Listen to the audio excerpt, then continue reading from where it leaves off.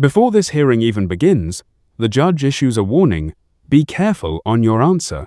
That's not normal, that's a signal. Because when a judge says that, it usually means someone is already on thin ice. What is the housekeeping matter? So at the February 20 hearing that we were at, it was relayed to the court that defense counsel represents all defendants, and I wanted to confirm that defense counsel does in fact defend all defendants. He advised the court that he was planning on filing a motion to dismiss the Ellen Trust on the basis that she had no alleged interest, and that motion has not come through, and their captions seem to state that they only represent the trust, the Heaton Trust, and the tenants. So if that's the case, I'm going to need to default the Ellen Trust, but I just want to confirm.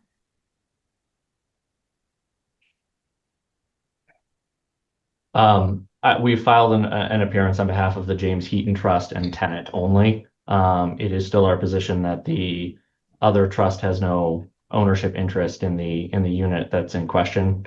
And again, it's not that I won't file a motion. Our motion that is teed up today is to adjourn the trial, which would seemingly bump the motion hearing or motion filing deadlines as well. That will likely be a part of the motion that's filed at that time. I don't know if that's a housekeeping matter or not. I mean, if you believe that they're not representing them and you want to file a motion for a default, I think you need to file your motion. Understood, Your Honor. All right, Mr. Gunyu, it is your motion, sir. It is. Thank you, Your Honor. Hopefully it's a simple motion here. On April 10th, we had a hearing in front of this court, and we had set the date for a non-jury trial for May 5th. At that time, only counsel was required to be present at the hearing, and counsel checked their schedules, and it was clear of any conflicts for the May 5th deadline, or for the May 5th trial date. Within that following week, I was able to meet with my clients, explain to them what the next steps were, and that there was a trial that had been set. It was only at that time I was informed that there had been a long-standing travel that had been planned by my clients, who are not only just named defendants here, they are representatives of the trust that owns the unit, but also key witnesses in the trial, that they would be out of the country, and I think it was until May 18th. Given that it was a 3-week lead time or a 2-week lead time at that point, they were not able to cancel their travel. And I, that same day, reached out to chambers and counsel to try to see if we could set another trial date, whatever the soonest available trial date was, following their return to the country, May 18th. We were given June 2nd as a potential date and told that we should stipulate. I communicated with counsel via email and phone calls several times. I wrote them that day. I wrote them the following week. A couple of times in follow-up. I left 2 voicemails, and I never heard back from counsel. So without hearing anything further, I filed this motion to adjourn the trial date so that I could have my key witnesses as a matter of due process here, so that we have are able to present our defense. In the response, which is the only response that I've heard back, whether email or formally or informally, they cite MCL 600. Got 5735, 2 different sections. These are for summonses, I know. So I'm well aware of that, and I'll get to it when I hear their response, because I think the response is frivolous in a lot of ways. Yeah, and I will just point out, Your Honor, my last thing. We've already extended deadlines in this case before at plaintiff's insistence. We had our hearing in March. That was scheduled. Plaintiff reached out and asked for a stipulation to move that date, which again is... This is the turning point, the moment the judge calls the argument frivolous. In legal terms, that's serious. It means the court believes the claim has no real legal foundation. And once a judge questions your understanding of the law like this, you're not just losing the argument, you're losing credibility. Far beyond 10 days from the filing of the complaint, we did stipulate to that and moved it to the April 10th date to cooperate with counsel. Now we're being told that it's not a matter of discretion and that there's no power to move beyond based on this good cause. So that is all I have, Your Honor. Our request is that we move the trial date to June 2nd, or if counsel or plaintiffs are unavailable on June 2nd, we're happy to find another date that works where everyone is present. Response. Your Honor, MCL 600.5735 sets the dates that the summary proceeding must occur after the issuance of the summons. How long have you been doing summary proceedings? Because what's the date of that statute?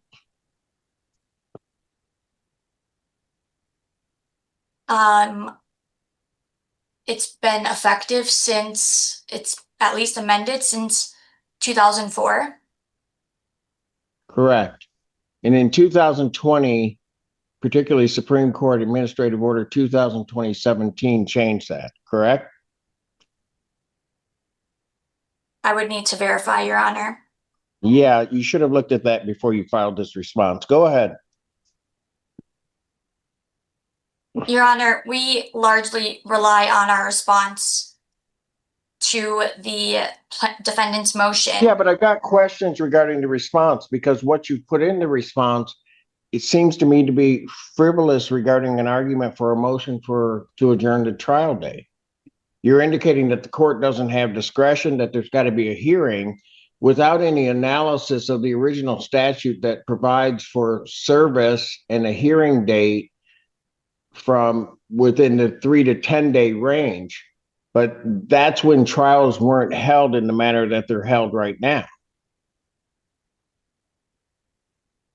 And so I don't think that you necessarily, if you want to try to explain what all of this that's in here, then you might want to do so, because I consider many of the arguments that you make here absolutely frivolous and not taking into account the statutory and court rule changes that have occurred regarding summary proceedings.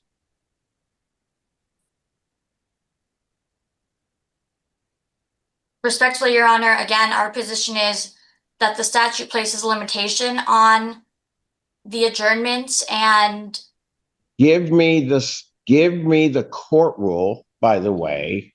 Court rules will supersede statutes on procedural matters. That has always been the rule. So give me the court rule that does not give this court discretion to adjourn this trial.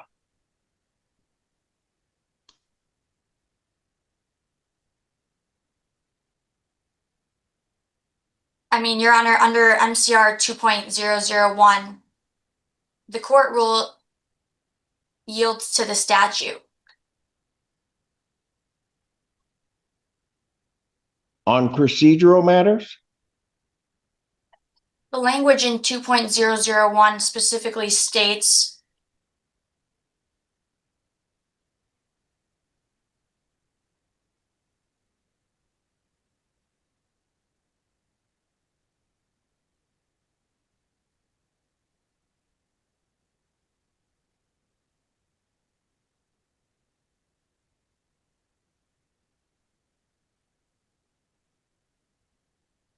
that the rules in this chapter govern procedure in all civil proceedings in all courts established by the Constitution and laws of the state of Michigan, except where the limited jurisdiction of a court makes a rule inherently applicable, or where a rule applicable to a specific court or a specific type of proceeding provides a different procedure. Our interpretation of that specific type of proceeding provides a different procedure, read in conjunction with the Summary Proceedings Act, which provides... Be kidding me. Read the first sentence again.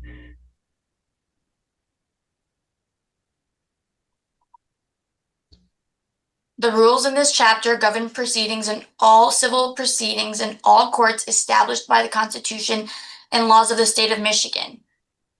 That's it. The rules govern the procedure.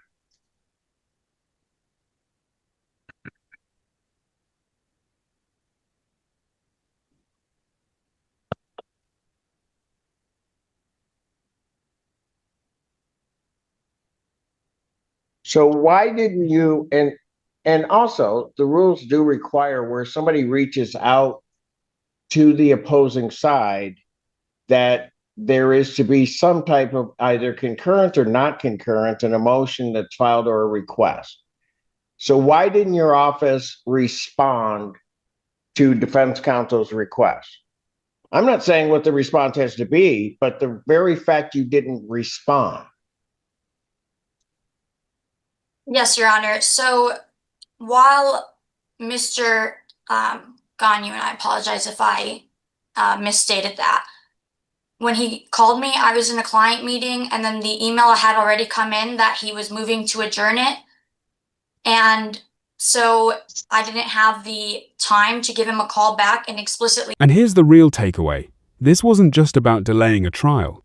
This was about professional responsibility. Because in court, ignoring opposing counsel, stretching weak arguments, can lead to one thing: sanctions. So now the question is, was this just a mistake or a strategy that backfired?